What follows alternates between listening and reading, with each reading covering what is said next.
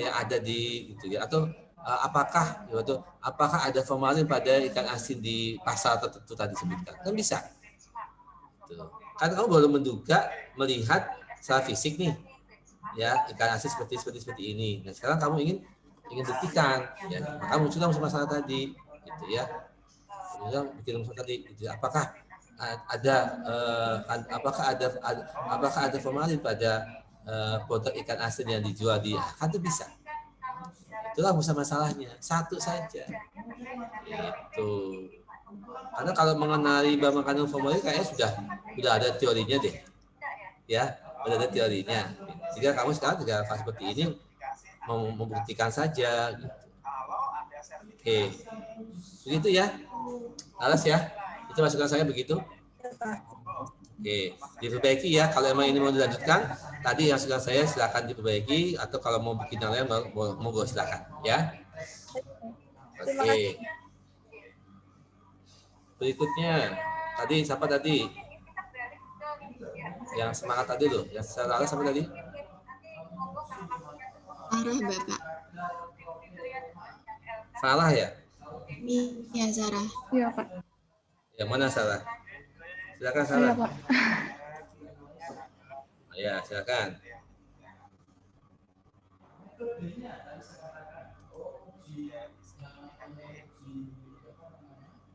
Assalamualaikum warahmatullahi wabarakatuh. Sekarang lebih besar. Diperbesar. Ya, lebih besar lagi. Ampun, Pak. Sip, tebal lagi. Nah, sip. Untuk rumusan masalah, saya mengambil tema toksikologi, subtemanya merkuri. Untuk teorinya, bahan aktif yang biasa digunakan dalam krim memutih salah satunya ialah merkuri. Merkuri termasuk logam yang sangat berbahaya bagi tubuh, yang dalam konsentrasi kecil pun dapat bersifat racun.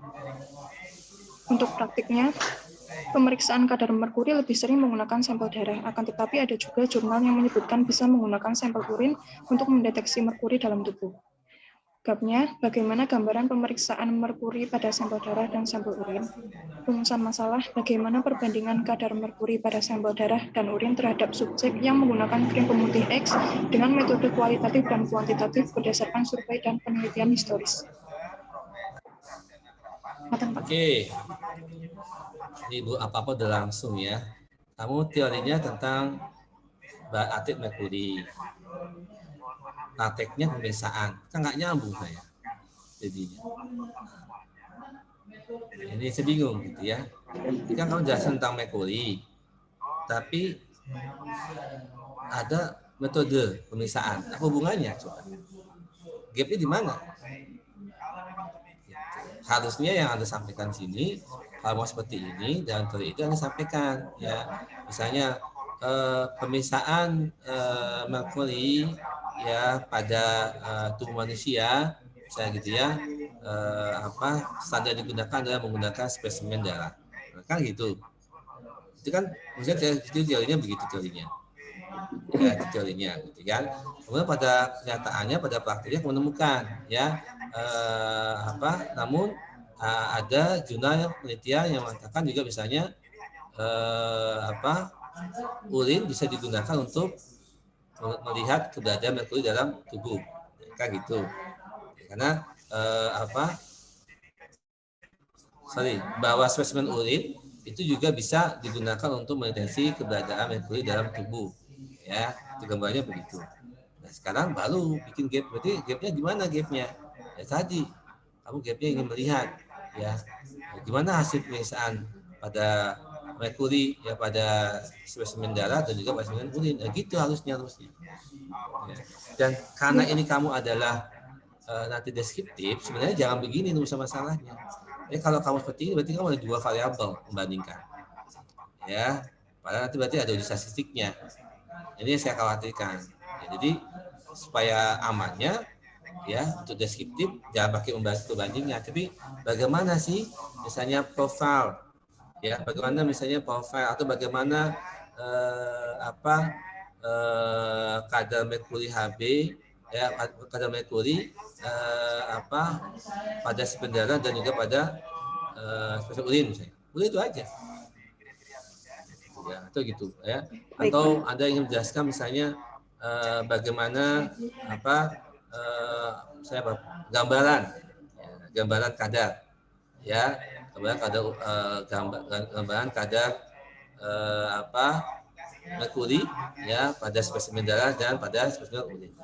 Ya. Walaupun nanti bisa uji beda, bisa aja, tapi karena Anda nanti deskriptif, mungkin arahnya ke sana. Jadi sampai ada pertanyaan yang mengarah untuk dijawab, diuji.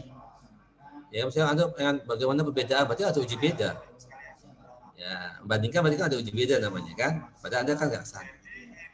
Padahal kalau ada pertanyaan seperti ini akan muncul hipotesanya. Padahal Anda membuat urusan masalah tidak muncul hipotesa.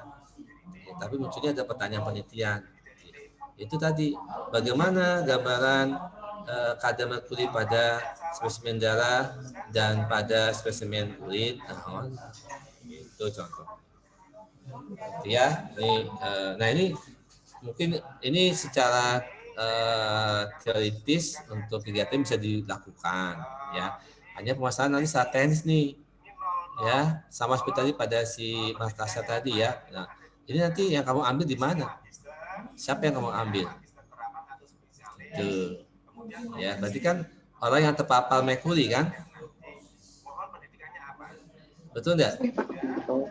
Betul enggak? Ya. Siapa salah yang mudah terpapar merkuri? Kalau yang saya temukan di jurnal itu yang pekerja tambang begitu, Pak. Nah, sekarang kamu mau di mana gue kerja tambang? Ini itu hasil saya. Bagus ini.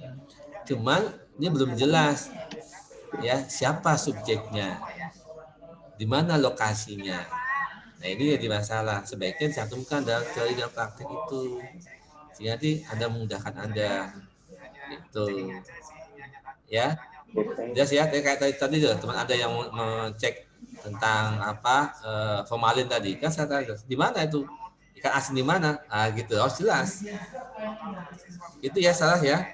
Ini salah fisik sih saya nggak ada masalah, hanya kalau tidak diperbaiki dalam bentuk subjeknya, lalu lokasinya, Anda akan banyak kesulitan. Baik, Oke, Pak. saya begitu salah. Oke, Pak. Terima kasih, Pak. Oke, ya berikutnya saya masih ada waktu ini 10 menit ya. Oke, saya persilakan siapa yang mau presentasi. Sudah waktu nih 10 menit ya saya. Siapa? Nur Aisyah. Ya silakan.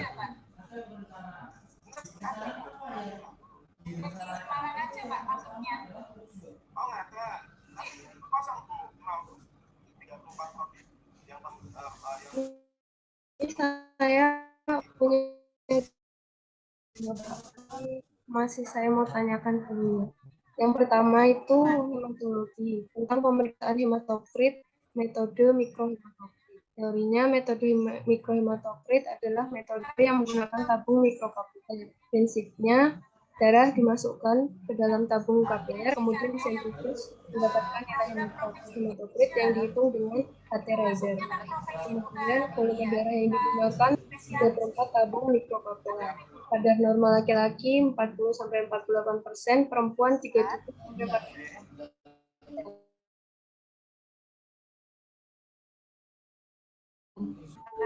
Tingkat 1 itu pengambilan darah kapiler tidak selalu berjalan. Ada yang kurang, bahkan ada yang lebih.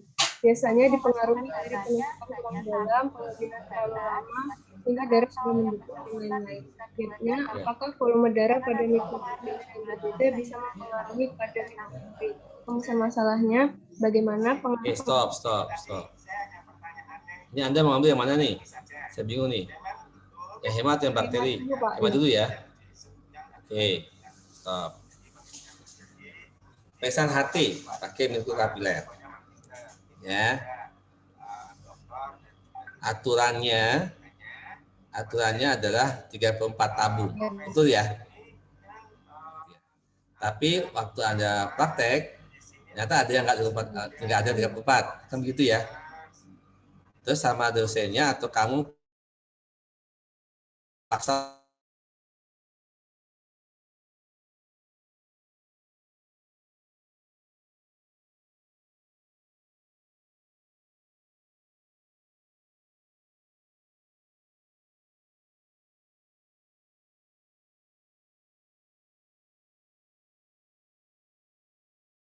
kan iya sudah. Ya kan berarti jangan dilakukan.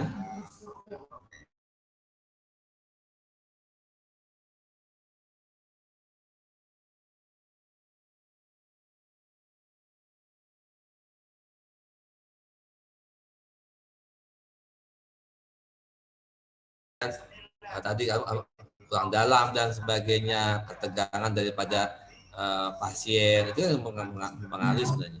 Itu kan jelas solusinya. Iya, Pak. Ya, jadi bukan masalah sebenarnya. Gitu ya. Jadi ini kalau kamu ajukan udah pasti ditolak nanti sama pembimbing Baik, kamu. Pak. Kalau nggak ditolak waktu ujian proposal bisa ditolak.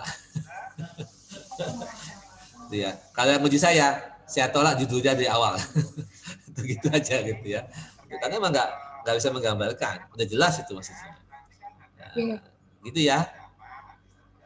Jadi ini saya maaf ya to the point ya, biar ada paham bahwa ini bukan masalah memang, karena sudah itu sesuatu yang salah jangan dilakukan, diperbaiki, kecuali ya itu terjadi di rumah sakit ya, ada alasan tertentu ya digunakan, nah baru apa alasan itu digunakan bisa enggak? Nah ya, ini contohnya begitu ya. Kalau enggak ada, hanya karena di pengalaman kita di lab yang hanya kemudian dimaklumi saja, yang salah karena lagi belajar, ya itu nggak bisa dijasa. Nah, ya, itu ya. Karena ini klinik soalnya. Ini adalah apa SOP pemisahan klinik, jadi harus sesuai. Nah, gitu ya, Mbak ya. Saya boleh bertanya untuk yang tema Oke. kedua? Boleh, silakan. Yang ini Mana? temanya bakteriologi, Pak. Itu lagi, Temanya silakan coba. identifikasi Staphylococcus aureus pada telepon genggam dan pengaruh antiseptik untuk layar HP yang dijual online sekarang, Pak. Teorinya ini perlu saya bacakan semua enggak, Pak? Itunya aja, Pak. Aureus itu banyak yang sudah melakukan penelitian di HP. Umumnya Staphylococcus aureus hidup. Kemudian Staphylococcus aureus itu didapatkan dari wajah, tangan, rambut, dan vagina. Infeksinya bisa menyebabkan jerawat, abses, nekrosis, dan radang. Terus ada penelitian yang melakukan jumlah bakteri itu dipengaruhi oleh mencuci tangan, wajah, dan cara membersihkan layar HP, handphone, Pak. Ide yang saya ambil ini dari penelitian kakak tingkat sudah pernah dilakukan sudah Staphylococcus aureus pada telepon genggam didapatkan kesimpulannya tinggi. Walaupun subjeknya sudah mencuci tangan, mencuci muka, dan membersihkan layar HP dengan lap atau kain dan tisu. Pada penelitian lain juga tentang keanekaragaman bakteri telepon genggam disimpulkan bakteri Staphylococcus aureus tinggi. Kemudian sekarang kan banyak di toko online menjual antiseptik HP, komposisi utamanya alkohol 70%. Yang saya jadikan rumusan masalah, bagaimana pengaruh antiseptik untuk layar HP pada jumlah pertumbuhan bakteri Staphylococcus aureus. Oke, jadi kamu lihat penelitian sebelumnya ya masih tinggi gitu ya, padahal sudah di lab layar HP-nya ya. Pertanyaan saya nih yang dicek di penelitian si Umi Ikmatun ini di mana ya, di teleponnya, di layar HP-nya atau di bagian apa? Layar handphone semua. Layar handphone semua. Nah, terus Anda ingin melihat kalau itu dikasih pakai antiseptik gitu ya? Iya, Pak. Oke. Ya bisa. Ya cuma ini bahasanya itu nanti kamu lihat mungkin sebagai teorinya itu ya, di antara tadi yang penelitian semi aktif sebagai tambahan ya. Kemudian kamu juga lihat tentang berikan informasi ya tentang dijualnya antiseptik HP. Memang ada kata-kata gitu ya, artinya antiseptik HP gitu kan. Nah itu harus ada informasi itu. Nah, sehingga kemudian ada gap-nya itu adalah tadi ya, kamu ingin melihat sebenarnya gitu ya, yang dibersihkan dengan kain ya itu masih tinggi. Nah, bagaimana dengan HP? Bagaimana dengan alkohol? Oke, kalau ingin cek Ada nggak teorinya bahwa alkohol itu bisa mematikan sebagai disinfektan daripada Staphylococcus aureus? Yang saya tahu teori yang itu saya belum cari Pak. Yang saya tahu alkohol 70% digunakan sebagai disinfektan untuk membunuh bakteri, kuman, seperti itu. Ya. Iya, berapa persen? 70%. Enggak, yang bisa itu 70% ya? Oh, ini kebanyakan, maksudnya gimana Pak? Enggak, teorinya bahwa alkohol bisa membunuh bakteri itu berapa persen? Saya belum cari Pak. Nah itu dulu cari, karena kamu panjang lebar di atas tapi ada gapnya nggak nyambung dengan yang di atas. Kamu kan yang kamu lihat itu kan masalahnya adalah adanya antiseptik HP ya kan, yang kandungan alkoholnya kan 70%. Kan gitu ya, itu kan realitanya, kenyataannya.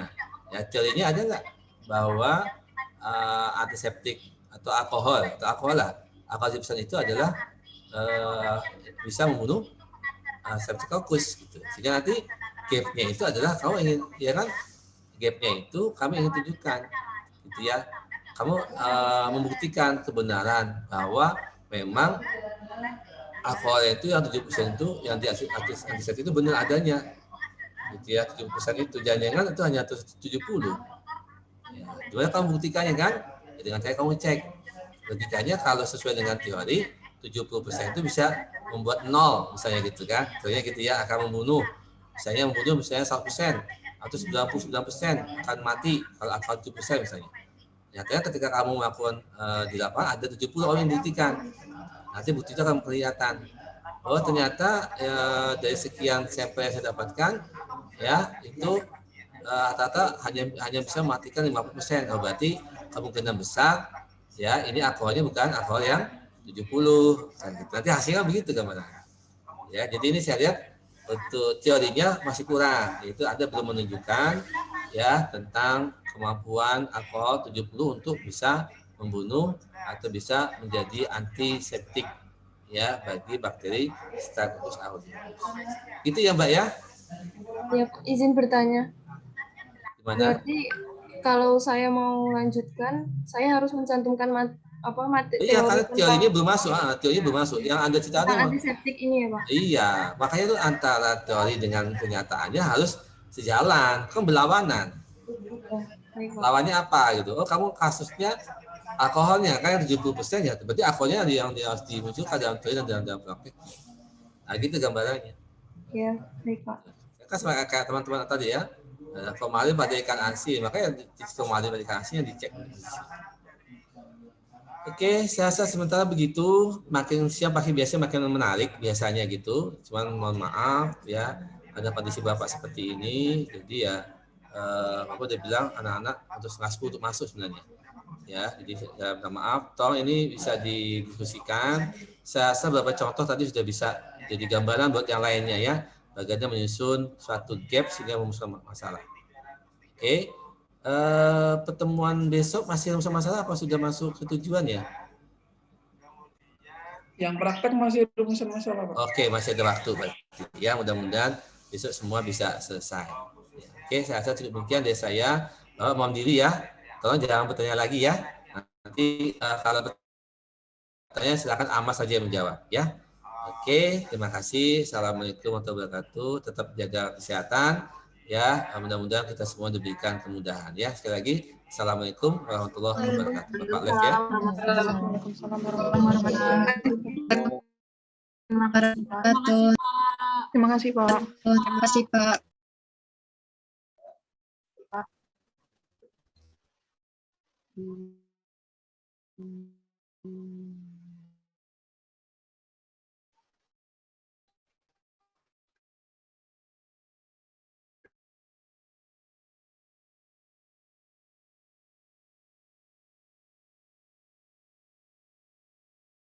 Jadi kepikiran Pikiran judul.